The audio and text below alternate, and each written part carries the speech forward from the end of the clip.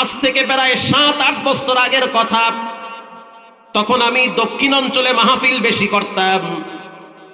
সেতু পার হওয়ার পর একটা এলাকা আছে, নাম বললে সবাই চিনবেন, নাম বলবো না। সেই এলাকার ছোট্ট একটা মাহফিলে বয়ান করার জন্য গেলাম। 200-300 লোক হবে, খুব বড় একটা মাহফিল না, দোয়ার অনুষ্ঠান। মহল্লায় যাওয়ার পরে মাহফিলের 2 ঘন্টা আগে আমি স্থানে পৌঁছে গেছি। এলাকার ইমাম সাহেব যুবকরা বলতে আছে, হুজুর জীবনে তো অনেক মানুষের কবর জিয়ারত করেছেন, আমাদের এই মসজিদের পাশে একটা কবর আছে, এই কবরটা 4 জন হাফেজের মায়ের কবর। 4টা সন্তান কোরআনের হাফেজ, তাদের মায়ের কবর। অনেক আলেমরা দূর থেকে আইসা কবরের পাশে দাঁড়াইয়া জিয়ারত করে। আমি যুবকদেরকে নিয়ে কবরের কিনারায় দাঁড়াইলাম, মনে হইতেছে কে যেন কলিজার ভিতরে পাখা দিয়া বাতাস করতেছে। আল্লাহওয়ালা নেককার মানুষের কবরের পাশে দাঁড়াইলে আপনার অশান্ত দিলটা শান্ত হয়ে যাবে। নেককার আল্লাহওয়ালা দিনদার পরেশগারের কবরের পাশে মাঝে মাঝে দাঁড়াবেন, এটা দাঁড়ানো ভালো, দোয়া করবেন। লম্বা সময় দাঁড়ায়া জিয়ারত করলাম, সূরা ফাতিহা পড়লাম, ইখলাস পড়লাম, এরপরে ওদেরকে নিয়ে দোয়া করলাম। রুমে আসলাম, ইমাম সাহেব বলল, হুজুর এই মহিলাটার 4টা ছেলে ছিল, 4টাই কোরআনের হাফেজ। জীবনে অনেক কষ্ট করেছে, ধৈর্য ধরেছে, রক্ত পানি করছে এই মহিলা। 4টা সন্তান দুনিয়াতে আসার পর তার স্বামী দুনিয়ার থেকে বিদায় হয়ে গেছে, সংগ্রামের জিন্দেগি শুরু হয়ে গেছে। এরকম অনেক নারী আছে নীরবে একা একা যুদ্ধ করে ফ্যামিলি ঠিক রাখার জন্য, কেউ দেখে না। দেখেন একজন, তিনি হলেন কে? যাদের ঘরে 2-3টা বাচ্চা রেখে বাবাই কবরে যায়, ওই ঘরের বিবি বুঝে সংসারটা ঠিক রাখা কত কঠিন। অন্ধকার কবরে স্বামী যাওয়ার আগে আগে ক্যান্সারে আক্রান্ত হয়ে গেছে। স্ত্রীর হাত ধইরা বলতে আছে, ও বিবি আমার, আমি এখন যেই সময়টা পার করতেছি মনে হয় প্রতিটা মুহূর্ত কবরের ভিতরে আমাকে রাখছে। ক্যান্সারের রোগী, অসহনীয় যন্ত্রণা শুরু হয়ে গেছে। দুনিয়ার লোভ লালসা, বেঁচে থাকার শক্তি আমি পুরোটাই হারায় ফেলাইছি। এলাকার মা বোনেরা, যুবক ভাইয়েরা, মুরব্বী বাবারা দিলের কান লাগায় শোনেন, দুনিয়া কিছুই না, কিচ্ছু না। আজকে বেঁচে আছেন, কালকে নাও থাকতে পারেন। এই যে রংপুরে পরশুদিন দেখলাম মাওলানা রুহুল আমিন সাহেব একটা বাচ্চা কোলে নিয়ে দাঁড়ায় দাঁড়ায় কাঁদতেছে। ও মাওলানা, কার বাচ্চা? বলে এই বাচ্চার বাপ হুন্ডা অ্যাক্সিডেন্টে মইরা গেছে। ছোট্ট বাচ্চা বুঝে না যে আমার আব্বা নাই, যদি বুঝতো তাহলে চোখের পানি ঝরতো। ছোট্ট বাচ্চারাই খা বাপ কবরে গেছে, মা অসুস্থ হয়ে বিছানায় পইরা গেছে। মহল্লায় যত মানুষ জানাজা পড়ার জন্য আসছে, সবার চোখে পানি। কার হায়াত কখন ফুরিয়ে যায় জানে একজন, তিনি হলেন কে?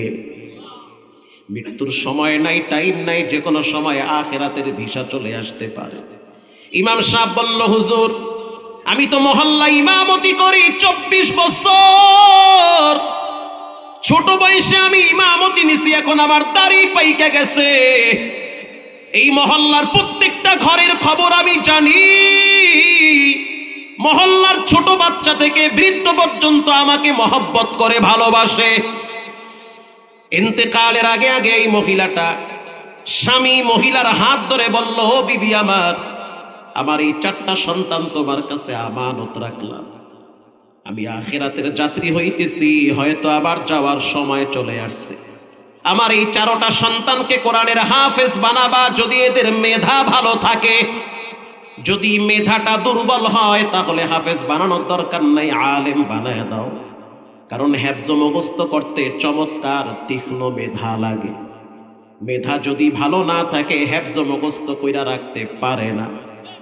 এরপরে স্বামী কবরে চলে গেল, সন্তান 4টাকে মাদ্রাসায় ভর্তি করলো। টাকা পয়সা যা ছিল আস্তে আস্তে শেষ হয়ে গেল। মহিলা রাত্রিবেলা, ভোর রাত্রে কলস ভইরা ভইরা ভইরা ভইরা চায়ের দোকানে পানি পৌঁছায়া দিত। আগে দেখতেন অনেক মহিলারা ফজরের টাইমে চায়ের দোকানে কলস ভইরা পানি দিত। 2 টাকা 1 টাকা দিত, বড় কষ্ট করে সংসার চালাইতো। যাদের ঘরে ঝড় তুফান আসে তারা বুঝে, পাশের বাড়ি বুঝে না। যেই ঘরে ছোটবেলায় কয়েকটা বাচ্চারাই বাপ মইরা যায়, এতিম বুঝে দুনিয়াটা কত কঠিন। যার আব্বা দুনিয়ায় দীর্ঘ হায়াত পায় সে বুঝে না যে সংসারটা ঠিক রাখা কত কষ্ট। ইন্তেকাল করলো, কষ্টের জিন্দেগি শুরু হয়ে গেল। 4টা সন্তান আলেম বানাবার জন্য মাদ্রাসায় দিল, হাফেজ হয়ে গেল। তখন তো চিঠির আমল ছিল, চিঠি লেখলো মা মাদ্রাসার দিকে চট্টগ্রামে। চিঠি আবার পাঠাইছি ইমামের কাছে, ইমাম সাহেব আপনি চিঠি পৌঁছায় দেন আমার সন্তানের কাছে, আমি অসুস্থ, হয়তো আমি এই অসুস্থতার মধ্যে দুনিয়ার থেকে বিদায় হয়ে যেতে পারি, আমার শরীর ভালো না, আমার মনটা চায় আমার এই 4টা কলিজার টুকরাকে আমি একটু চোখ দিয়ে দেখব। মা তো মা, মা যদি খারাপ হয় তারপরও তুমি জোরে বলবা সে আমার মা। মা যদি পতিতালয়ের বেশ্যাও হয় তারপরও তুমি মুখ বড় করে বলবা সে আমার মা। মা যদি ঝগড়াটি হয় তারপরেও তুমি বলবা সে আমার মা। তার পায়ের নিচে আমার রব আমার সুখ শান্তি আর জান্নাত রেখেছে। আমার দিলের প্রশান্তি, আমার কষ্ট দূর করার সবচেয়ে বড় মন্ত্র হলো আমার মা। প্রিয় ভাইয়েরা আমার, 4টা সন্তান সংবাদ পাইল মা অসুস্থ হয়ে গেছে। দেখার জন্য মায়ের কাছে গেল, গিয়া দেখলো ঘরের ভিতরে চাটাইয়ের উপরে শুয়ে আছে মা। 4টা সন্তান মায়ের চতুর্দিকে বসে আছে। বড় সন্তানের বক্তব্য, বাড়িতে আসলাম, আইসা দেখলাম মা শুকায়া কাঠের মতো হয়ে গেছে, অসুস্থ হয়ে গেছে। বিছানায় যখন পড়ে আছে, আমরা চতুর্দিকে বসে আছি। ওই দিনটা ছিল পবিত্র জুমার দিন, জুমার নামাজের আগের কথা। হাদিসে আসছে জুমার দিন যারা মারা যায় তাদের কপাল বড় ভালো, মরার সাথে সাথে কবরের আযাব আল্লাহ মাফ করে দেয়। জুমার দিনের মরণ নসিবের ব্যাপার, শর্ত ঈমান থাকা লাগবে। অসুস্থ হয়ে বিছানায় পড়ে গেল। 4টা সন্তানকে বলল, বড় ছেলে যেটা, তুমি একটু আমার পাশে বসে সূরা ইয়াসিন তেলাওয়াত করো। মৃত ব্যক্তির পাশে সূরা ইয়াসিন তেলাওয়াত করার আগে জীবিত ব্যক্তির পাশে সূরা ইয়াসিন তেলাওয়াত করলে বেশি উপকার। জান বের হওয়ার আগে, সাকরাতুল মাউত, মৃত্যুর যন্ত্রণা শুরু হয়ে গেছে, সূরা ইয়াসিন পড়ো। বড় ছেলেটা আবার সূরা ইয়াসিন শুরু করে দিল, ইয়াসিন ওয়াল কুরআনিল হাকীম ইন্নাকা লামিনাল মুরসালিন আলা সিরাতিম মুস্তাকিম।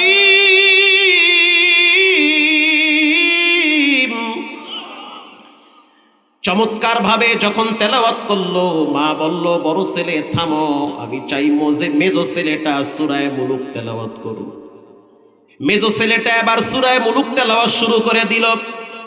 আল্লাহর রাসূল বলেন, যেই মানুষটা সূরা মুলুক তেলাওয়াত করে তার কবরের আযাব মাফ হয়ে যায়। মেজো ছেলে সূরা মুলুক তেলাওয়াত করে দিল, তাবারাকাল্লাযী বিয়াদিহিল মুলক ওয়া হুয়া আলা কুল্লি শাইইন কাদির। সেজো ছেলে তুমি এবার তেলাওয়াত করো সূরা তাহার। কেউ যদি সূরা তাহার তেলাওয়াত করে তার মৃত্যুর যন্ত্রণা লাঘব হয়, সহজ হয়ে যায়।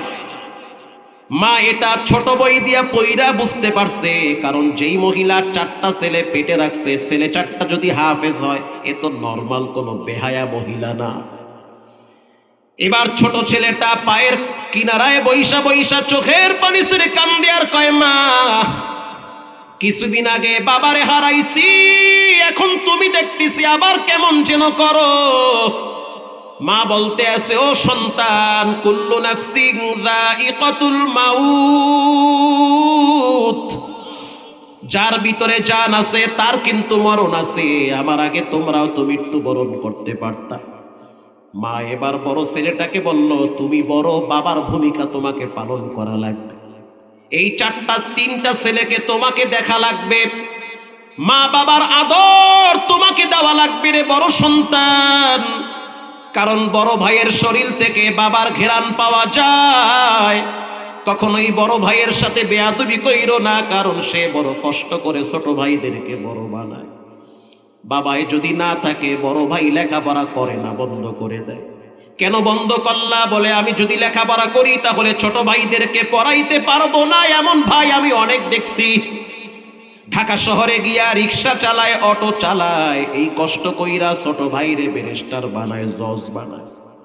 ওই ছোট ভাইগুলা বড় ভাইয়ের টাকায় শিক্ষিত হওয়ার পর এক সময় বড় ভাইকে ভুলে যায়, বড় ভাইয়ের খোঁজ খবর নেয় না। বড় ভাই অসুস্থ হয়ে গেলে দেখার জন্য বড় ভাইয়ের কাছে যায় না। ঈদের দিন বড় ভাইয়ের বাচ্চাগুলা চোখের পানি ছেড়ে কান্দে আর কয়, বাবা আমার তো আজকে নতুন জামা নাই। তখন ওই বড় ভাইটা দরজা জানলা লাগাইয়া বাচ্চাগুলারে বুকের সাথে লাগাইয়া বলে, আমরা বড় গরিব, এক সময় আমার টাকা ছিল, ক্ষমতা ছিল, সব ছিল, সব আমি সংসারের পিছনে ব্যয় করেছি, এখন দুর্বল হয়ে গেছি। ও ছোট ভাই, কখনোই বড় ভাইকে অকৃতজ্ঞ হবা না, বড় ভাইয়ের প্রতি দুশ্মনী করবা না, কারণ বাবার দায়িত্ব বড় ভাই বেশি পালন করে, আবার কথাও শুনে। খবরদার বড় ভাইয়ের সাথে বেয়াদবি করিও না, কারণ বড় ভাইয়ের শরীর থেকে বাবার ঘ্রাণ পাওয়া যায়। বড় ভাই যখন দেখলো মা যেন কেমন করতে আছে, একটু পরে মা ডাক দিয়া বলে, তোমরা একটু পায়ের পাশ দিয়া সইরা যাও, কে যেন মাথায় পাগড়ি পইরা আসতেছে। বড় ভাই বুঝতে পারলো মৃত্যু যন্ত্রণায় যেই ব্যক্তি বিছানায় পড়ে তার সামনে তো আজরাইল দাঁড়ায়। এ তো সাধারণ মানুষ না, মালাকুল মাউত, তাতানাজ্জালু আলাইহিমুল মালাইকা। আল্লাহু আকবার বলেন। রব্বুল আলামিন বলেন, যখন একটা মানুষ মুমূর্ষ অবস্থায় বিছানায় পড়ে যায় তখন তার সামনে ফেরেশতারা দাঁড়ায় যায়। যদি নেককার হয়, আল্লাহওয়ালা হয়, তখন বলে লা খাউফুন, কোনো ভয় নাই, ওয়ালা হুম ইয়াহজানুনা ফিল আখিরা, টেনশন নাই। এই মহিলা কালেমা পড়তে পড়তে বিদায় হয়ে গেছে, কবরের যাত্রী হয়ে গেছে। লাশ গোসল করানো হইল, জানাজা পড়ানোর জন্য কে দাঁড়ায় যাবে সামনে? এলাকার অনেক বড় বড় হুজুর সামনে আসলো, সবাই বলল মায়ের জানাজা বড় ছেলেটাই পড়াবে। হাদিসে আসছে মায়ের জানাজা ছেলে পড়াইলে মা অনেকটাই লাভবান হয়। আল্লাহু আকবার বলেন। জানাজায় আমি একজনকে বললাম, এই ফজরের টাইমে ঠান্ডার ভিতরে তোমরা কেন আসলা? চারোটা সন্তান বলল, মায়ের এমন জায়গায় রাখছি, ওখানে রাইখা তো আমাদের ঘুম আসে না। ওটা একটা কঠিন জায়গা, যার মা কবরে গেছে সন্তান বুঝে কোথায় রাখছি। ওরে ডানেও মাটি, বামেও মাটি, উপরেও মাটি, নিচেও মাটি, মাটির ঘর। নবীজি বলেন, ঈমান আমল হারাইয়া, ঈমান আমল নষ্ট করে কেউ যদি কবরে যায়, ওরে দুই পাশের মাটি এমন জোরে চাপ দেয় হাড্ডি ভেঙ্গে চুরমার হয়। আমরা কোরআন পড়ছি, হাদিস পড়ছি, বুঝি কবর হলো একটা ভয়ঙ্কর জায়গা। আরে মায়ের কবরে রাইখা আরামে ঘুমাবো খাবো, এটা তো হতে পারে না। যেই মালিকের দায়িত্বে দিয়ে দিছি তার সাথে একটু কালেকশন লাগাই, এজন্য মসজিদের কোনায় দাঁড়ায় গেছি। ইমাম সাহেব বলল, আমি তাকাইয়া দেখলাম 2 রাকাত নামাজের পর ছোট্ট বাচ্চাটা কোথায় যেন চলে গেল। আমি আশ্চর্য হয়ে গেলাম, পিছনে পিছনে গেলাম, গিয়া দেখলাম মায়ের কবরের উপরে ঝাঁপায়া পড়ে কাঁদতেছে। আমি পাশে দাঁড়াইলাম, কেন কাঁদো, কেন আসছো? পাগলামির জায়গা না। বাচ্চাটা বলল, এখানে আমার মা ঘুমায়, আর এই জায়গাটা হলো কঠিন জায়গা। রাসূল বলেছেন, আল কবরু রাউযাতুম মিন রিয়াযিল জান্নাহ আও হুফরাতুম মিন হুফারিন নার। কবর কারো জন্য জান্নাতের বাগান, কারো জন্য জাহান্নামের গর্ত। দল কবরে যাবে না, নেতা নেত্রী কবরে যাবে না, মার্কা কবরে যাবে না, তুমি কবরে যাবা, তোমার হিসাব তোমারই দেওয়া লাগবে। ইমাম সাহেব বলল, হুজুর এমন 4টা ছেলে যদি আমার হইতো, জীবন ধন্য হয়ে যেত।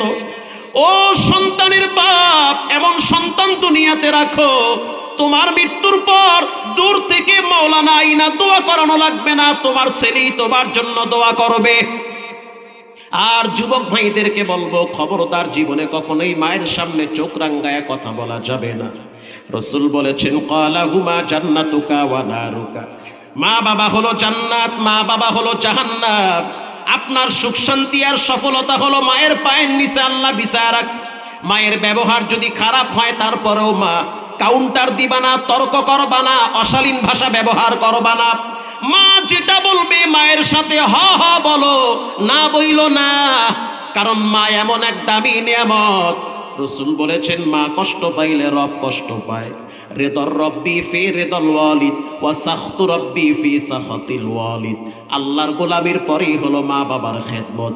আজ ঘরে ঘরে মা বাবা অবহেলিত।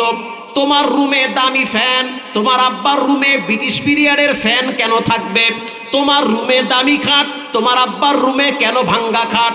তোমার রুমে দামি কম্বল, তোমার আব্বার রুমে পাতলা খাতা, আর ওই 3-4 বছর 10 বছর আগে বিদেশি খাতা পেঁচায়া কোনো মতে রাত কাটায়। অথচ তুমি একটা বারোর চিন্তা করো না, তুমি অসুস্থ হয়ে গেলে তোমার বাবা পাগলের মতো হয়ে যায়। প্রিয় ভাইরা, আমার যুবকরা, আমি আপনাদেরকে ছোট্ট একটা মেসেজ দিলাম, রবের গোলামির পরে মা বাবার খেদমত। যতদিন বেঁচে আছেন জীবনে মা বাবার সাথে বেয়াদবি করবেন না, হারাম খাবেন না, উস্তাদের সাথে বেয়াদবি করবেন না, আলেমের সাথে তর্কে জড়াইয়েন না। খারাপ জায়গা, খারাপ বলতে কি বুঝাইলাম, মানে ভয়ঙ্কর জায়গা। বেয়াদবি করবেন তো নিজের জীবনের ভয়ঙ্কর এক ক্ষতি হয়ে যাবে। ভাল লাগে না ফাঁকে যান, মনে চায় না দূরে যান, কাছে গিয়া বেয়াদবি করবেন, এটা রব সহ্য করবে না। 3টা জায়গায় কখনোই বেয়াদবি করতে হয় না। 1 নম্বরে মা বাবা, 2 নম্বরে নিজের ওস্তাদ। ওস্তাদ যদি হিন্দু হয় তারপরও সম্মান করো, ঠিক না বেঠিক?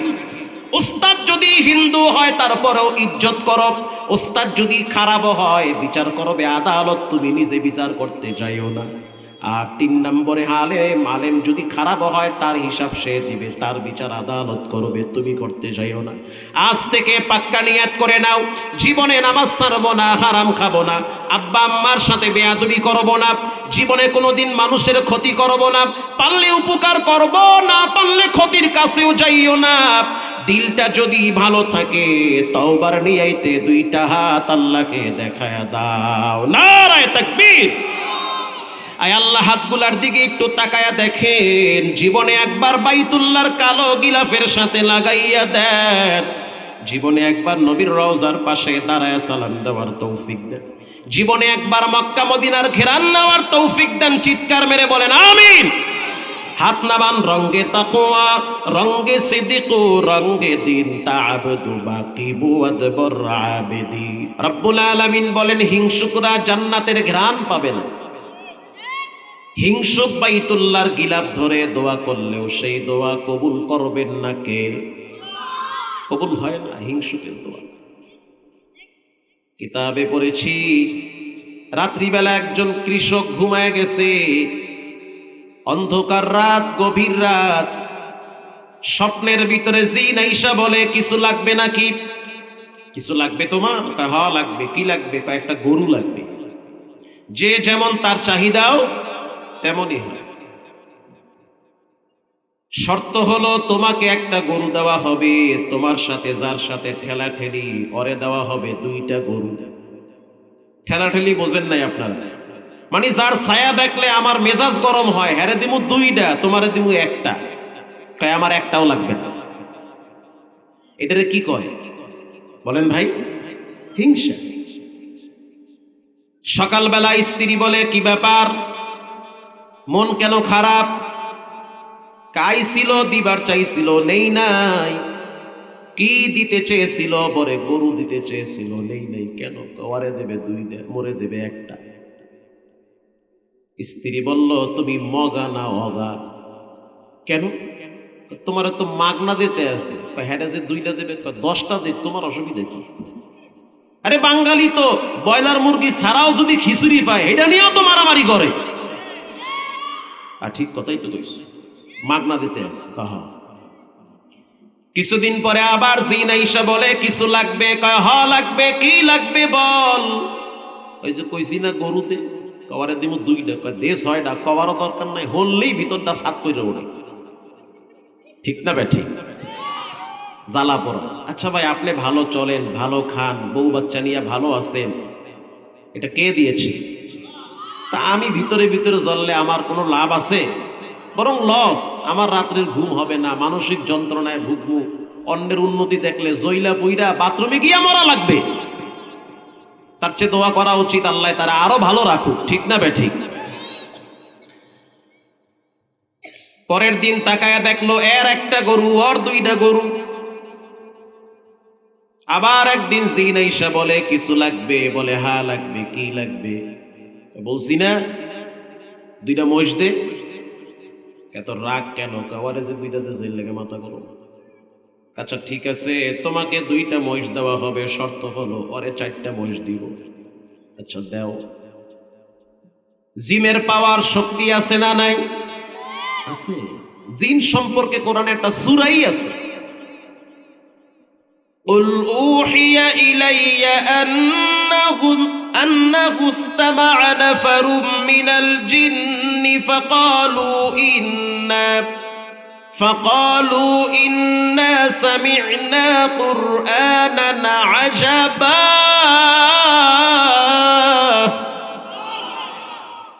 সূরা জিন কোরআনে আছে। বাইতুল মুকাদ্দাস বানাইছে জিনেরা। সুলাইমান নবী দাঁড়ায় ছিল। সুলাইমান নবী যে লাঠির উপরে ভর দিয়া দাঁড়ায় ছিল, ওই দাঁড়ানো অবস্থায় যে সুলাইমান নবীর জান কবজ হয়ে গেছে, জিনেরা টের পায় নাই। যেই লাঠি ধইরা দাঁড়ানো ছিল, লাঠি পোকা খাইতে খাইতে লাঠির পাওয়ার গেছে নষ্ট হইয়া, সুলাইমান নবী কাইতে পড়ছে। জিনরা চিন্তা করলো হেড ডরে সবকিছু বাদ দিয়া বাইতুল মুকাদ্দাস বানাইতে, যে আগে মইরা গেছে জানলে তো বানাইতে বি না। আল্লাহু আকবার বলেন। প্রিয় ভাইয়েরা আমার, কিছুদিন পরে আবার আইসা বলল কিছু লাগবে, বলে হ্যাঁ লাগবে। কি লাগবে? বলে একতলা বাড়ি দে। কওয়ারে দেব ডুপ্লেস বাড়ি। কওয়া কও কি? এটা কোনো কথা? আমার একতলা ওরে 2তলা। বলে হ্যাঁ, এটা নির্ধারণ হয়ে গেছে, বাজেট হয়ে গেছে, তোমার একটা দেবো ওরে 2টা দেবো। রাজি হয়ে গেলাম, দাও 2টা ডুপ্লেস বাড়ি বানায় দাও। সকালবেলা তাকায় দেখলো এর একতলা ওর 2তলা। মেজাজ ঠান্ডা না গরম? অনেক গরম। কিছুদিন পরে আবার আইসা বলল কিছু লাগবে বল। বলে হ্যাঁ লাগবে। কি লাগবে? বলে আমার একটা চৌকুটে লয়ে যা। তার মানে কি? মানে সোজা ওর 2 চোখ লয়ে যাবে। আমার 1 চোখ দিয়ে আমি দেখতে পারবো, ওর 2টা নিলে তো খালে পড়বে। ঠিক না বে ঠিক? তুই কি নোয়া খেললে না পরিশীল নেই? এত প্যাঁচ গোছ করতে। অন্যের উপকার, অন্যের ভালো, অন্যের কল্যাণ যারা সহ্য করতে পারে না, এরা হলো মানসিক রোগে আক্রান্ত। জাহান্নাম বলে এ সমস্ত মানুষ আমার মাঝখানে আসতে পারবে না, যারা আল্লাহর দেওয়া নেয়ামতকে সহ্য করতে পারে না। বর্তমান সহ্য করতে না পেরে আরেকজনকে জাদুর মাধ্যমে ধ্বংস করে, ব্ল্যাক ম্যাজিকের মাধ্যমে অনেক ঘরে ঘরে বাচ্চাদেরকে শেষ করে দেয়। এই জাদু আর ব্ল্যাক ম্যাজিক নষ্ট করার জন্য 2টা সূরা নাজিল হয়েছে, সূরা নাস ফালাক। যেই ঘরের মানুষ সূরা নাস ফালাক তেলাওয়াত করবে, সেই ঘরে জাদুর কোনো প্রভাব থাকবে না। এজন্য বাচ্চাকে সূরা নাস ফালাক পড়ে ফু দেন। যদি সুযোগ থাকে, সময় থাকে, সূরা ইখলাস পড়েন, সূরা কাফিরুন তেলাওয়াত করেন। 4টা সূরা পইরা ফু মারেন। হিংসুকের নজর থেকে রব্বুল আলামিন আপনার বাচ্চাটারে হেফাজত করবে। বর্তমান ঘরে ঘরে জাদু আর ব্ল্যাক ম্যাজিক, কালা জাদু কইরা সুস্থ সবল যুবককে নিঃশেষ করে দিচ্ছে। এমনকি ইহুদি এক নারী রহমাতুল লিল আলামিনকে জাদু করেছিল। আল্লাহর হাবিব সকালে একটা বললে বিকাল বেলায় ভুলে যায়, সন্ধ্যা বেলায় নবীজি অসুস্থ হয়ে যায়।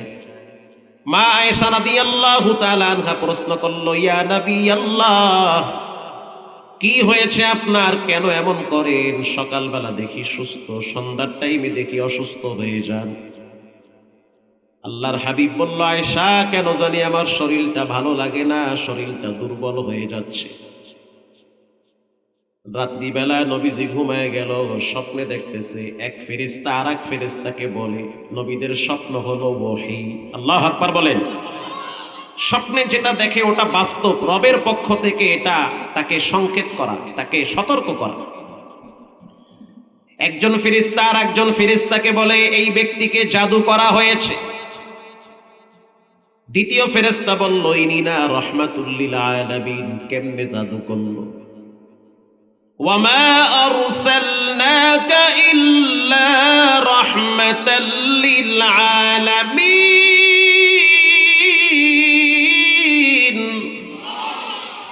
जहाँ तक है रबूबियत खुदा का वहाँ तक है नबूवत मुस्तफा का रबूबियत खुदा की है जहाँ तक नबूवत मुस्तफा की है वहाँ तक।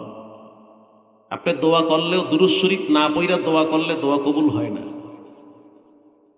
নবীর আদর্শ সুন্নাহ বাদ দিয়া যেই লাইনে ইবাদত করেন ইবাদত কবুল হবে না।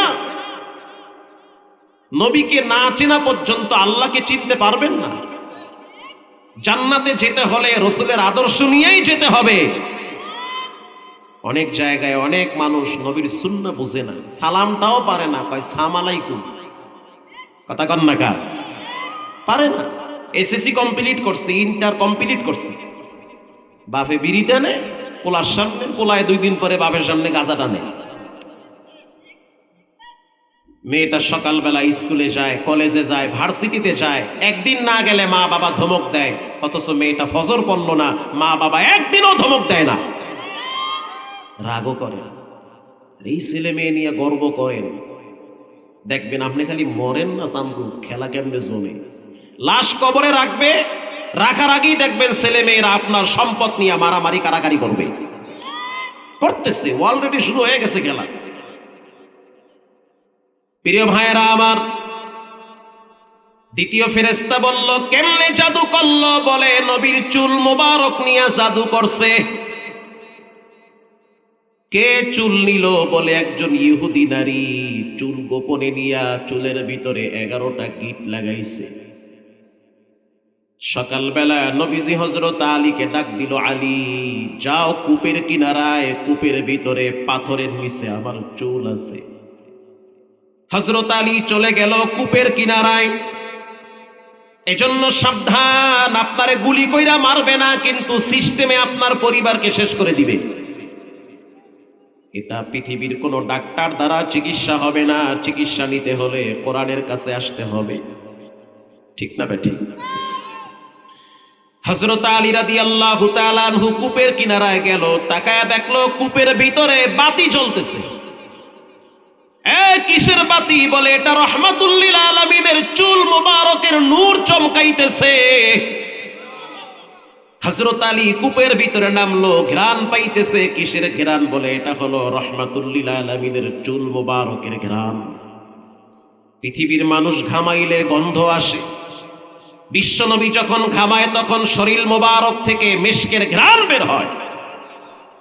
পৃথিবীর মানুষ রাস্তা দিয়ে হাঁটলে সূর্যের পাওয়ার বেড়ে যায়। আল্লাহর হাবিব যখন রাস্তা দিয়ে হাঁটে তখন মেঘের খণ্ড আইসা রোদের ভিতরে ছায়া দেয়। জান্নাতের প্রত্যেকটা গেটে গেটে নবীর নাম লেখা আছে।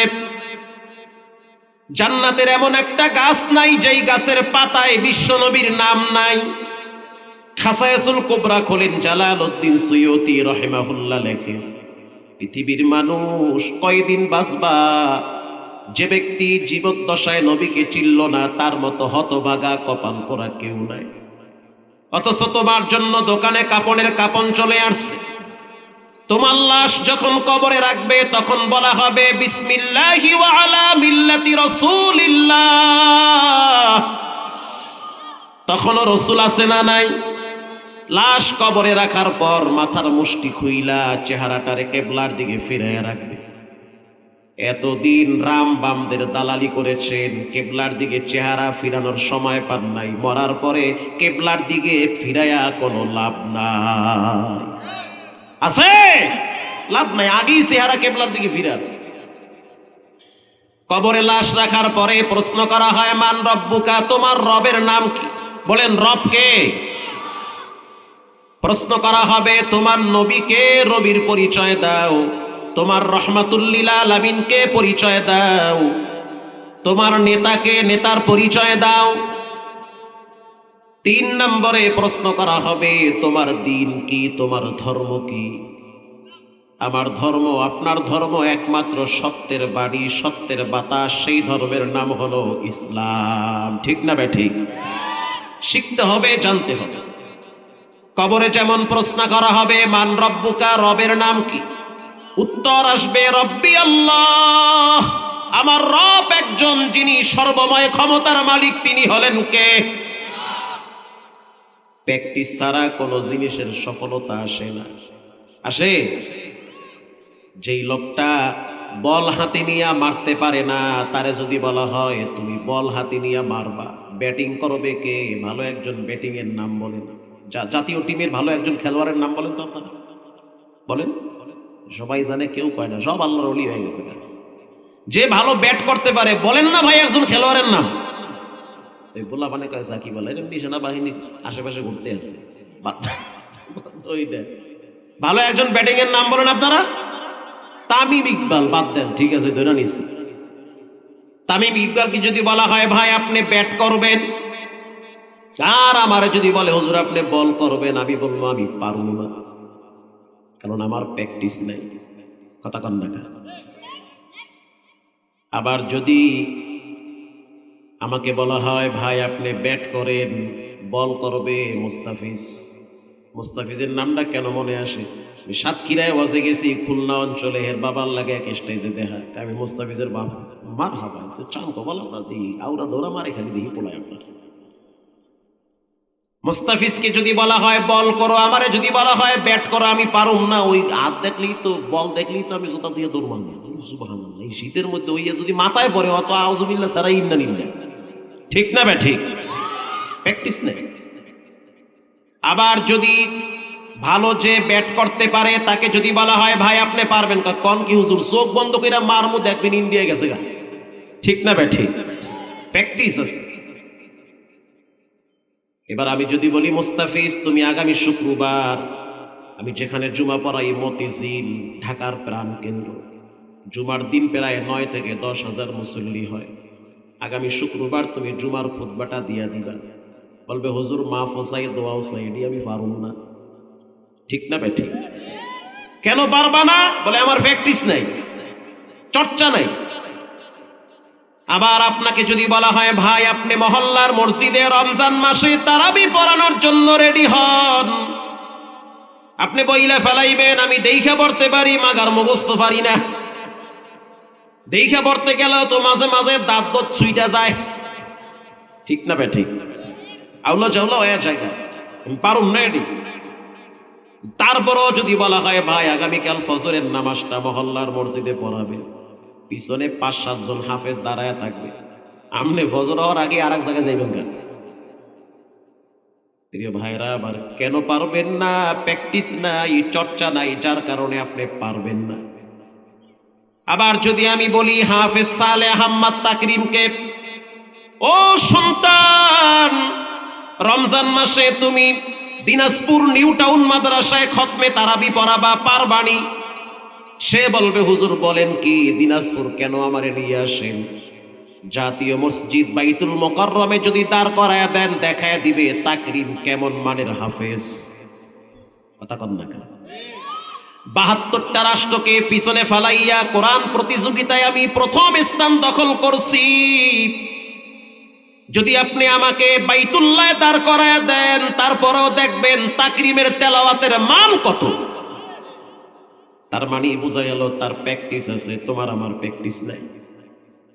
যখন একটা লাশ কবরে রাখা হয় তখন প্রশ্ন করা হবে মান রব্বুকা, বলো বাবাজি তোমার রবের নাম কি? আপনি তো সহজে বলতে পারবেন না রব্বি আল্লাহ, আমার রব আল্লাহ। প্র্যাকটিস আগেই করা লাগবে। প্র্যাকটিসের জায়গা, খেলোয়াড়ের তো প্র্যাকটিসের জায়গা আছে না? আছে তো। প্রত্যেকটা জিনিসের প্র্যাকটিসের নির্দিষ্ট কিছু জায়গা আছে। হে যুবক, রব নামের আওয়াজের প্র্যাকটিসের জায়গা হলো মসজিদ আর নামাজ। রব শব্দ বেশি উচ্চারণ করা হয় নামাজের মাধ্যমে। আসতে বলেন ঠিক না ঠিক? যখন একটা মানুষ নামাজে দাঁড়ায় আলহামদুলিল্লাহি রাব্বিল আলামিন আওয়াজ দিয়া বলেন রব আছে না নাই? রাব্বিল আলামিন। এই ওয়াজে আইয়া অনেকে বয়ে থাকে। নির্বাচনের সময় দেখবেন চাচা গো পিকআপ কি, 1 কাপ বিড়ি, 1 কাপ চা, 2টা বিড়ি, পুরো এলাকা গরম বানাইবে। আর ওয়াজে বইলে কই সুবহানাল্লাহ, কোন সুবহানাল্লাহ আইবার চায় না। বলেন সব ক্ষমতার মালিক কে? মাশাআল্লাহ।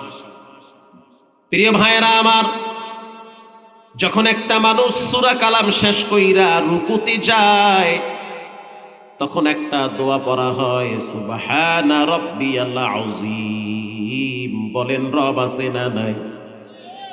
এরপরে যখন আবার সোজা হইয়া দাঁড়ায়, দাঁড়াবার পর পড়া হয় রব্বানা লাকাল হামদ। বলেন রব আছে না নাই? এরপরে যখন নিজের অস্তিত্ব, আমিত্ব, অহমিকা বিলীন করে দিয়ে সবচেয়ে দামি সম্পদ নাকার কপালটারে রবের কুদরতি কদমে ঠেকায়া দেয়, তখন মুখ থেকে আওয়াজ বের হয় সুবহানা রাব্বিয়াল আ'লা। বলেন এখানেও রব আছে না নাই? এখানেও রব। নামাজ শেষ হওয়ার পর আপনার মনে চায় একটু দোয়া করি, অসুবিধা আছে? করতে থাকেন না। দোয়া কি করবেন সেটাও রব শিখায় দিছে, কারণ রব ভালো করে জানে বান্দা কবরে যাওয়ার পরে রব সম্পর্কে প্রশ্ন হবে। যখন মানুষ হাত তুলে তখন পরে রব্বানা যালামনা আনফুসানা ওয়া ইল্লাম তাগফির লানা ওয়া তারহামনা লানাকুনান্না মিনাল খাসিরিন। বলেন রব আছে না নাই? এখানেও রব। এরপরে আপনার মনে চায় মায়ের জন্য দোয়া করবেন, বাবার জন্য দোয়া করবেন। 20 বছর আগে মায়েরে কবরে রাখছেন, 30 বছর আগে মায়েরে কবরে রাখছেন। নামাজ পড়ার পরে মনটা নরম হয়ে গেছে, মায়ের কথাটা হঠাৎ মনে পড়ে গেছে। আল্লাহ দোয়া শিখাইয়া দেয়, ও বান্দা জিব্বা লড়ায়া পড়ো রব্বির হামহুমা কামা রব্বায়ানি সগীরা। ভাইরা আওয়াজ দিয়া পড়েন রব শব্দ আছে না নাই? এখানেও রব। প্র্যাকটিস ছাড়া, চর্চা ছাড়া কোনো জিনিসের অর্জন হয় না। বর্তমান সময়ে মানুষ তো নামাজ পড়ে, কিন্তু বেশিরভাগ মানুষের নামাজ ঠিক মতো হয় না। অনেক মুরব্বী দেখছি নামাজে হাত বাইদা ঘড়ির দিকে তাকায় থাকে। অনেকে আছে 3 ঘন্টা চায়ের দোকানে ধৈর্যের সহিত বসে থাকতে পারে, মসজিদে গেলে 10 মিনিট দেরি হইলেই মাজা ব্যথা হয়ে যায়, মেজাজ গরম হয়ে যায়। আবার জুমার দিন দেখবেন কিছু মুসল্লি ধৈর্যের সহিত জুমা আদায় করে। যেই মসজিদে তবারুক নাই সেই মসজিদের মুসল্লিরা সুন্নত পড়ে না। যদি দেখে তবারুক আছে দেখবেন সুন্নত পড়ে, নফলও পড়ে, আবার মিষ্টি আর জিলাপি নিয়ে মারামারিও করে। এই জন্য সাবধান, নামাজ পড়তে হবে একজনকে রাজি খুশির জন্য। তিনি হলেন কে? ভূমিকম্পে ধাক্কা মারলে মানুষ মসজিদে দৌড় মারে। বিমান যখন চলে হালকা যদি বেকা হয়ে যায়, বিমানের ভিতরেই পশ্চিম খুঁজে। লঞ্চের ভিতরে টাস খেলায়, লুডো খেলায়, ক্যারাম বোর্ড খেলায়। কই নামাজে আসেন? কয় না, যার নামাজ হেদারে। ঠিক কথাই কইছে, যার ফিরে হেদারে। যখন রাত 3টার সময় দেখি চাঁদপুর মোহনায় তুফানের বাড়িতে লঞ্চ একবার ডাইনে যায় আবার বামে যায়, তখন দেখি টাস খেলেন না পার্টি উপরে গিয়া কয় হুজুর পশ্চিম কোন দিকে? কথা কর না কেন? তার মানে মরার ডর না হেদারে আইছে। এই যে কয়েকদিন আগে শুক্রবারে ঢাকা শহরে ভূমিকম্পে ধাক্কা মারছে, বিশ্বাস করেন বাংলাদেশের ইতিহাসে এই 2-1 বছরের ভিতরে এই শুক্রবারে যেই পরিমাণ মুসল্লি হয়েছে, এত মুসল্লি অন্য জুমার দিন হয় নাই। যেই লোকটা নামাজ পড়ে না, হেও মসজিদের কোনায় গিয়া কয় মালিক তুমি ছাড়া আমার কেউ নাই। বিপদ যখন কাইটা যায় তখন বলে মালিক তোমার লাগে একটু মজা করছি। ঠিক না বে ঠিক? আমগো বাড়ি কুয়াকাটা সাগরের কিনারায়, একেবারে সমুদ্রের পারে। ঢাকার থেকে 2 বন্ধু বেড়াইতে গেছে নানি বাড়িতে। এরা ঢাকায় থাকে ফার্ম। গ্রামে গিয়ে মনে করছে চমৎকার নদী, নদী পার হইয়া ওপার গেলে একটু বিনোদন করা যাবে। নদীর পানি ছিল ঠান্ডা, স্রোত তেমন ছিল না। বিশাল এক নদী, পার হইতে লাগে আধা ঘন্টা নৌকা নিয়া। 2 বন্ধু পরামর্শ করলো এখন বাজে 3টা, নৌকা একটা ভাড়ালো। আমরা 2 জনে কেমনে নিমু? লগে আরেকজন আরেক বন্ধু গ্রামে আসছে বেড়াইতে, হেরাও ফোন দিছে তুইও আয়। 3 জনে মিল্লা নৌকা ভাড়া কইরা ওপার যাব ঘুরতে। আমার ভাষা বুঝেন? মাশাআল্লাহ। এবার তিন বন্ধু নৌকা ভাড়া নিয়ে যাইতে আছে নদীর মাঝখান দিয়া।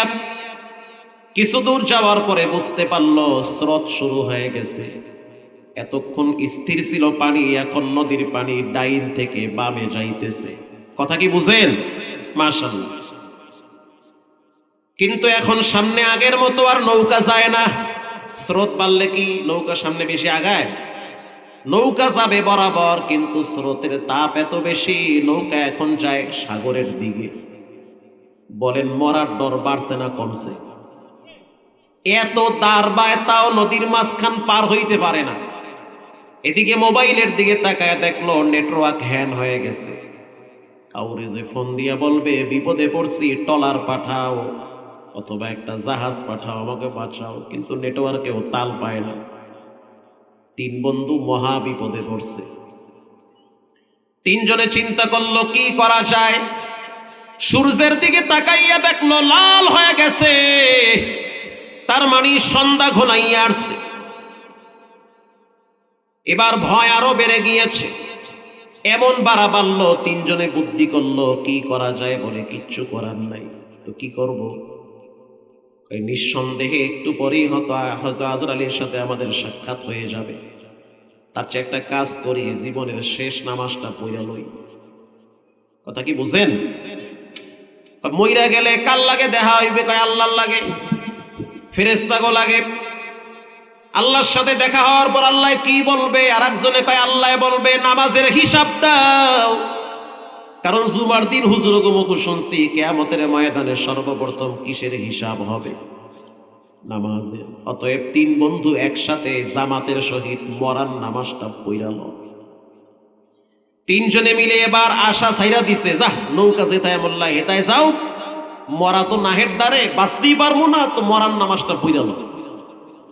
তিনজনে দাঁড়াইছে, আল্লাহু আকবার। ইমাম কে হবে? কয় যাইদা বেশি ফড়র ফড়র করে হেডার সামনে দে। কিছু পণ্ডিত আছে না? আছে না? নাই? অনেক পণ্ডিত। কয় হুজুর আবু জেহেলের নানির আব্বার নাম কি? মানে এইটা খালি বাহি আছে, বাকি ইসলামের সব বিধানের মুখস্থ। পণ্ডিত সাহেব সামনে গেল, পিছনে একজন একামত দিস। পণ্ডিত সাহেব আল্লাহু আকবার বলল, পিছনে যেই দুইজন দাঁড়াইছে এরাও কিন্তু শুকুর আলী মুসল্লি, নামাজের নিয়ম কানুন ভালো বোঝে না। আবার বিপদ যখন নাকের ধারে ঘুরে তখন কিন্তু সূরা কালামও ভুললে যায়। কথা কন না কেন? বিপদ যদি কাছে আসে তখন দেখবেন আউযুবিল্লাহ জায়গায় ভুলে নাউযুবিল্লাহ হয়ে গেছে, মনে থাকে না, ডরে। আল্লাহু আকবার বইলা হাত বাঁধলো, সূরা ফাতিহা শেষ। এবার শুরু করলো কুল ইয়া আইয়ুহাল কাফিরুন। কাফিরুন কি? কাফিরুন, এটা তো সূরা না, পড়তে আছে। ঝরে বক মরে, ফকিরের কেরামতি বাড়ে। এটা আমগো দেশি ভাষা, আপনারা কি বলেন জানি না। ঠিক আছে না? হ্যাঁ ঠিক আছে।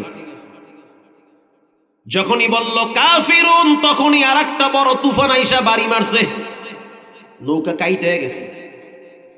পিছনের যেই দুইজন দাঁড়াইছে একদম বরাবর পাশাপাশি। বলেন নামাজ কি আছে? আছে? শেষ, নামাজ গেছে গা, ফাঁক দিয়ে দৌড় মারছে নামাজ। এত সূরাত হইয়া কাফিরুন লইছে গা। এমনি তো আল্লাহ কাফেরদের উপরে খেপা, তারপরেও কেন কাফিরুন লইছে? বিপদের সময় কি কাফিরুন লয়? লগের ডাকায় চুপ কর, নামাজে কথা কইলে মগা, নামাজ কি থাহে? বলেন লগের ডার নামাজ আছে? লগের ডার নামাজ আছে না গেছে? শেষ। ইমাম সাহেব সূরা কালাম বাদ দিয়া পিছনে ফিরে কয়, ও কথা কইছে কইছে, তুই কইছো কা? নামাজ কারোটা আছে? শেষ। মুকুম চুস্তি নামাজে পঞ্জেগানা ফাওয়াইলুল লিল মুসাল্লিনাল্লাযীনা মুমিনারা ই নামাজে ইমদাদে দা ইস্তাঈনু আয়াতে কুরআ বাখা আয়াতে কদ আফলাহা রায়াদকুন গাওর কুন্দর মালিয়াদ দিল সাদিকুন। নবীজি বলেন, যারা সকাল এবং সন্ধ্যার নামাজ মসজিদে গিয়ে আদায় করে মান গাদা ইলাল মসজিদ আও রাহা, ও ফজরের মুসল্লি সুসংবাদ নাও, শীতের ভিতরে কম্বলের ভিতরে কি যে মজা, এই মজা ভালো না, মজার পরে কিন্তু সাজা আছে। আল্লাহর রাসূল বলেন সর্বশেষ ব্যক্তি যখন মারা যাবে তাকেও মাটির নিচে 40,000 বছর থাকা লাগবে। অতএব সাবধান, রাসূল বলেছেন মান গাদা ইলাল মসজিদি আও রাহা, কেউ যদি সকাল আর সন্ধ্যায় মসজিদে যায়, আ'আদাল্লাহু লাহু নুজুলাহু মিনাল জান্নাতি কুল্লামা গাদা আও রাহা। নবীজি বলেন নামাজিওয়ালা সাবধান, সতর্ক হও, সুসংবাদ নাও, ফজরের নামাজ আর এশারের নামাজ যদি মসজিদে গিয়া পড়ো, রব্বুল আলামিন তোমার জন্য জান্নাতে দস্তারখানা বিছায়া রাখছে। হয় না এই সুবহানাল্লাহ, কিচ্ছু হবে না, আরো জোরে সুবহানাল্লাহ। দস্তারখানা বিছায়া রাখছে, খাওন রেডি। আর এই মজার ভিতরে যদি টাইট করে ঘুম দাও তাহলে কিন্তু কবরে ফেরেশতাকেও বাড়ি আছে। ভোলা একটা আজব শহর, ভোলায় যদি যান গিয়া দেখবেন ফজরের টাইমে দ্বিতীয় তৃতীয় চতুর্থ কাতারে বাচ্চারা দাঁড়ায় থাকে শীতের ভিতরে, বাচ্চারাও ঘরে ঘুমায় না, মসজিদে হাজিরা দেয়। ভোলায় যদি আপনি কোনোদিন যান দেখবেন আযানের পরপরই প্রথম দ্বিতীয় কাতার যুবকদের দখলে থাকে। মারহাবা, টনটনা যুবক দেখি ফজরের টাইম ইমামের পিছনে খাড়ায় রইছে, শীত আর কম্বল আর বিদেশি দামি চাদর সব ফালায়া রবের কুদরতি কদমে সেজদায় লুটিয়ে পড়ে। ইমামরে প্রশ্ন করলাম, হুজুর কেমনে এই বাজার মিলাইছেন, এই পরিবেশ কেমনে কায়েম হয়ে গেল? মাহফিল কমিটির সভাপতি হাজী সাহেব আল্লাহওয়ালা মানুষ, আমি জিজ্ঞাসা করলাম হাজী সাহেব কেমনে এই বাজার মিলল? বলে হুজুর আমরা একটা ফজরের কমিটি গঠন করছি। এই কমিটি হইল, এদের কাজ হইল ফজরের টাইমে যেই ঘরে যুবকরা থাকে, যেই ঘরের পুরুষ মসজিদে আসতে পারে কিন্তু আসে না, তাদের ঘরে গিয়ে আমরা খোঁজ খবর নেই। আল্লাহু আকবার বলেন। কেউ যদি ফজরের টাইমে না আসে তাহলে তার বাড়ির সামনে দাঁড়াইয়া ডাক দেই, ও ভাই সাহেব ফজরের টাইমে কেন আসলেন না? অথচ ফজরের টাইমে রব্বুল আলামিন বরকতি রিজিক বন্টন করে দেয়। ফজরের বাতাস মুমিনের জন্য নিয়ামত, মুনাফিকের জন্য বিষের মতো লাগে। অতএব ফজরে কেন আসলেন না খবর নেই। যারা ফজরের টাইমে ঘুমানোর চিন্তা করে তারাও মনে করে যে একটু পরে তো দলবল নিয়ে বাড়ির সামনে আসবে, লজ্জায় ফজরে আসতে বাধ্য হয়। ঘটনাক্রমে একদিন পাশের মহল্লার এক যুবক, ছোট্ট একটা বাচ্চা আছে, একটাই বাচ্চা, ফজরের টাইমে মসজিদে আসে না। চিন্তা করছে যে শীত আর যে কুয়াশা, ওরে আল্লাহ বাইরে নামলে মনে হয় হাত কাটতে যায়। চিন্তা করছে আজ গোয়ার ফজরে যাবো না, ঘুমাইতে থাই। ইমাম সাহেব সালাম ফিরায় তাকায় দেখে যেটারে পিছনে দেখতাম এটা দেখি নাই। যুবকদেরকে বলল দেখো আব্দুল আলিমের খবর কি? তা হুজুর আজকে কোনো কথা নাই, বাটাম দেওয়া লাগবে। ফজরে কেন আইলো না? আল্লাহু আকবার বলেন। এটা মহব্বত, ভালোবাসা, একমাত্র আল্লাহর জন্য এই ভালোবাসা।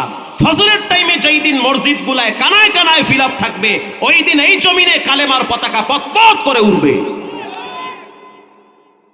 দিন চাই, ইসলাম চাই, কোরআন চাই, এই চাই সেই চাই, সব চাই। ফজরের টাইমে একটাও মসজিদে নাই। রাগ করতেছেন? করেন রাগ, করতে থাকেন, কইরে করতে জ্বললে পুরে মরেন। প্রিয় ভাইরা আমার, ইমাম সাহেব 5 জন যুবক নিয়ে চলে গেল তার বাড়ি। পরিচিত যুবক দাঁড়ায় বলল, আলিম ভাই ঘরে আছেন? আলিম ভাই তো কম্বলের ভিতরে চিন্তায় পড়ে গেছে, তো হাজির হয়ে গেছে। মহা বিপদ। আলিম ভাই বাইরেতেও পারে না, থাকতেও পারে না, চোখ টুক ধোয় নাই, সোহে কেতন লাগা, মুখ দেখুন দোয়ায়, ফজর পরে নাই, মরার মতো ঘুমায়। এ কেমন মুসলমান? আলিম ভাই বউরে কইতে আছে, তুমি একটু নাম সামনে গিয়ে কও যে একটু সমস্যা আছে, আমি পারুম না, এত তাজা তাজা মিশে কথা আমার দ্বারা সম্ভব না। ঠিক না বে ঠিক? আলিম ভাইয়ের বউ বড় দিনদার, বড় পরেশগার, নামাজিওয়ালা মহিলা। কয়েকবার বলছে উঠো মসজিদে যাও, রব্বুল আলামিন তোমার মতো যুবককে যে কোনো টাইমে প্যারালাইজ রোগী বানাইয়া বিছানায় শোয়ায় রাখতে পারে। যাও যাও যাও মসজিদে যাও, আজকে শীতে বেশি ধরছে, যাওয়া যাবে না, থাকি এখানে হইয়া হইয়া নামাজ পড়ো। আলিম ভাই চিন্তায় পড়ে গেল কি করা যায়। আলিম ভাই তাকায় দেখলো স্ত্রীর সাথে বাচ্চা মেয়েটাও নামাজের জন্য দাঁড়ায় গেছে। 5 বছরের ছোট্ট মেয়ে, মা যদি নামাজ পড়ে দেখবেন বাচ্চারাও মায়ের সাথে দাঁড়ায় যায়। যেই ঘরের মা ফজরের টাইমে নামাজে দাঁড়ায়, তাকায় দেখেন ওই ঘরের বাচ্চারাও দিনদার হয়, নামাজিওয়ালা হয়। যেই ঘরের বাপ ফজরের টাইমে মসজিদে যায়, ওই ঘরের সন্তানরা কখনো বাবাখোর হতে পারে না। ফজরের টাইমে যখন দেখলো যে মসজিদ থেকে মুসল্লিরা হাজির হয়ে গেছে, আলিম ভাই বাচ্চা মেয়েটারে বলতে আছে, তুমি গিয়ে বলো আব্বাই ঘরে নাই। আব্বাই কই নাই? কথা বুঝেন না, কই নাই? ঘরে নাই। বাচ্চা গিয়া বলে হুজুর হুজুর কি কয়? আব্বাই কইছে আব্বাই ঘরে নাই। কি ঝামেলা বাড়ছে না কমছে? বাচ্চা মানুষ তো, ওরে যা শিখায় তাই শেখে। আকেলারা পেশা খামোশি বুয়াদ, পেশায়ে জাহেল ফরামোশি বুয়াদ। সন্তানরা মা বাবার জন্য নেয়ামত, আবার সন্তান মা বাবার জন্য গজবের কারণ হয়। প্রিয় ভাইয়েরা আমার, কথায় বলতে বলতে কই আয়া বসছি, আবার পিছনে যাই, কষ্ট হয় আপনাদের? ওই যে মাথার চুল নিয়ে জাদু করছে, মনে আছে? হযরত আলী রাদিয়াল্লাহু তাআলা আনহু চুল নিয়ে নবীর দরবারে হাজির। ইন দি মিন টাইমে হযরত জিবরাইল দাঁড়ায় গেছে। মারহাবা বলেন। হযরত জিবরাইল বলল, ইয়া নবী আল্লাহ, আপনাকে জাদু করা হয়েছে। নবীজিরে যদি জাদু করে তো আপনি কোন ভরসায় বসে আছেন? আপনার ঘরের মানুষও আপনাকে দুশ্মনী করে বান মারতে পারে। এজন্য দোয়া কালাম কইরা শরীরটারে সব সময় বন করে রাখবেন। হযরত জিবরাইল বলল, হুজুর আপনার জন্য ঔষধ নিয়ে আসছি। কোরআন হলো ঔষধ। আল্লাহ নিজে বলেন, وَنُنَزِّلُ مِنَ الْقُرْآنِ مَا هُوَ شِفَاءٌ وَرَحْمَةٌ لِّلْمُؤْمِنِينَ।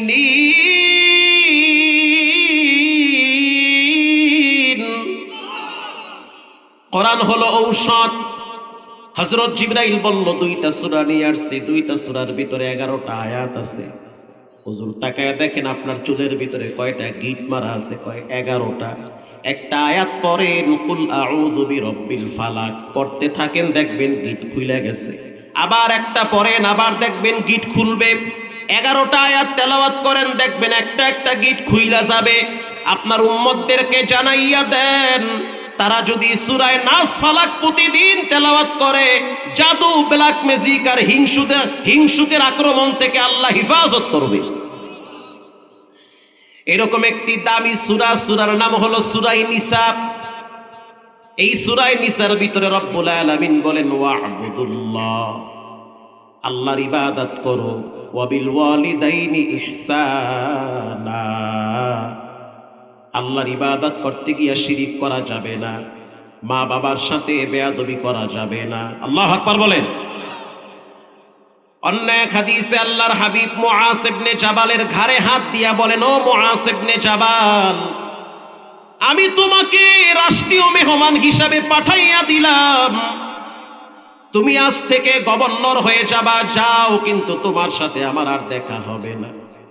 তবে আমি তোমাকে 10টা নসিহত করতেছি, এর ভিতরে 3টা বড় নসিহত। 1 নম্বরে, লা তুশরিক বিল্লাহ, জীবনে কখনোই আল্লাহর সাথে শিরিক করবা না।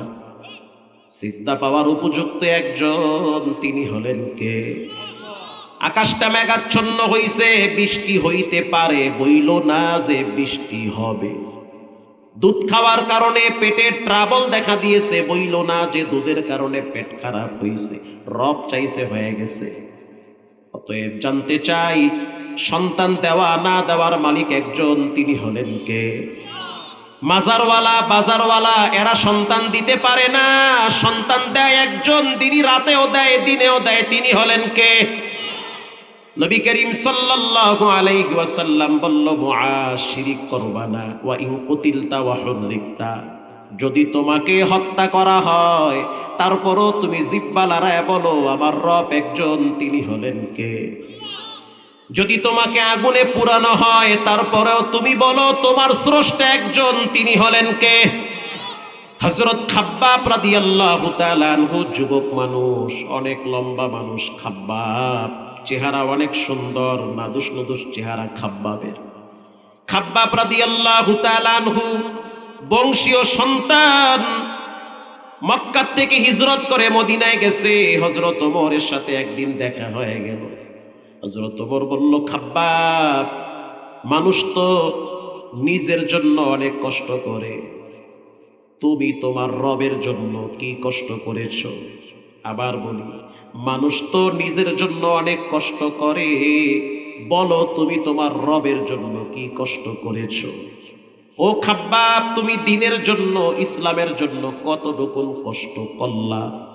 খাব্বাব রাদিয়াল্লাহু তাআলা আনহু বলে, আমিরুল মুমিনিন, আমি বলবো না একটু দেখায়া দিব? আল্লাহু আকবার বলেন। কি দেখাইতে চাও? বলে, আমি তো যুবক মানুষ, 1,00,000 মানুষ যদি রাস্তা দিয়ে হাঁটে, আমি খাব্বাব হাঁটলে দূর থেকে মানুষ বুঝতে পারে।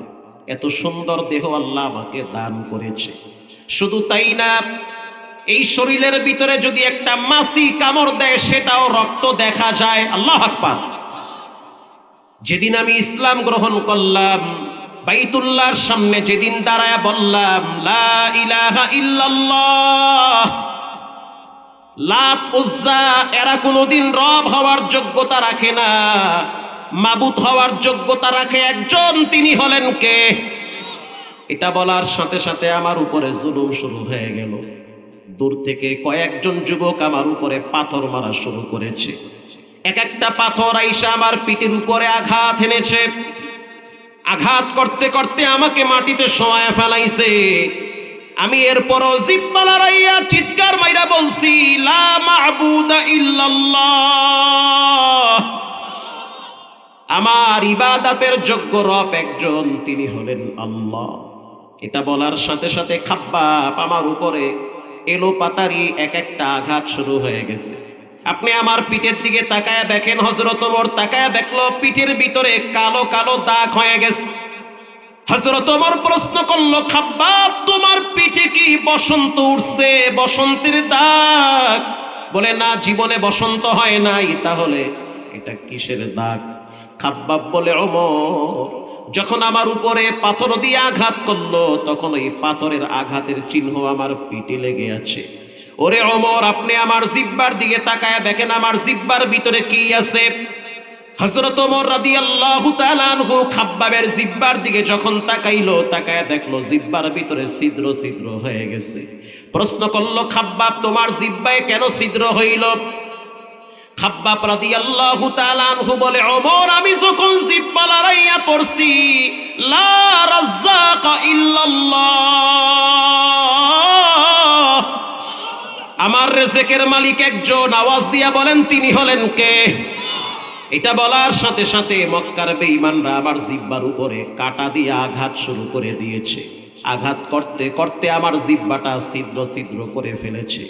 হযরত ওমর খাব্বাবকে জড়ায়া ধরল, কপালে চুমা দিয়া বললে, খাব্বাব, শুনে নাও, কিয়ামতের ময়দানে জাহান্নামের আগুন থেকে নিজের শরীরটারে বাঁচাইলা, আর রব্বুল আলামিনের দরবারে যখন তুমি দাঁড়াবা তখন রব তোমাকে দেখে খুশি হয়ে যাবে।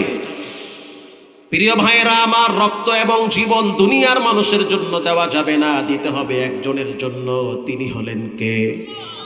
আল্লাহর রাসূল বলেন, যদি তোমাকে হত্যা করা হয়, আগুনে পোড়া হয়, তারপরও তুমি বলবা আমার রব একজন, তিনি হলেন আল্লাহ।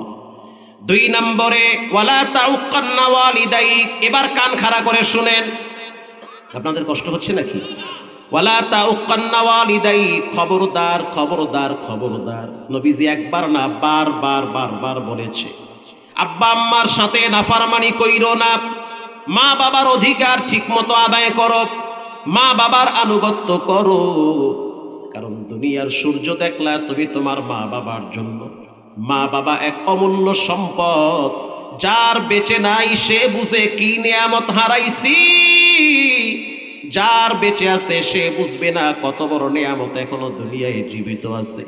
রাসূল বলল, মুআজ ইবনে জাবাল, ওয়ালা তাউকান্না ওয়ালিদাইক, মা বাবার সাথে চোখ রাঙ্গায়া কথা বলবা না। আল্লাহু আকবার বলেন। মা বাবার সামনে মাথায় ঝাঁকি দিয়া কথা বলবা না, বড় আওয়াজে কথা বইল না, শক্ত ভাষায় কথা বইল না তোমার মায়ের সামনে দাঁড়াইয়া। এমন একটা দিন ছিল যেই দিন তুমি হাঁটতে পারতা না, তোমার মা তোমার হাত ধইরা হাঁটাইতো। এমন একটা সময় ছিল যেদিন তোমার পকেটে টাকা ছিল না, তোমার মায়ের মুরগি বেচার টাকা তোমার পকেটে আসছে। এমন একটা সময় ছিল যখন তোমার কান্নার আওয়াজ তোমার মা ছাড়া কেউ শুনতো না। আল্লাহ বলেন, পৃথিবীর মানুষ, তুমি যখন তোমার মায়ের পেটে ছিলা তখন পা দিয়া লাথি মারছো, হাত দিয়া ঘুষা মারছো, মাথা দিয়া আঘাত করেছো, কষ্টের পর কষ্ট তোমার মা তোমার জন্য সহ্য করেছে, ঠিক না বেঠিক? আল্লাহ বলেন, খবরদার সেই মায়ের সাথে বেয়াদবি করবা না। রাসূল বলেন, মুআজ, তুমি তো আজ থেকে গভর্নর হয়ে যাবা, প্রেসিডেন্ট হয়ে যাবা, মন্ত্রী হয়ে যাবা। খবরদার, যতদিন তোমার দেহে প্রাণ থাকবে কখনোই তুমি তোমার মায়ের সাথে নাফরমানি করবা না।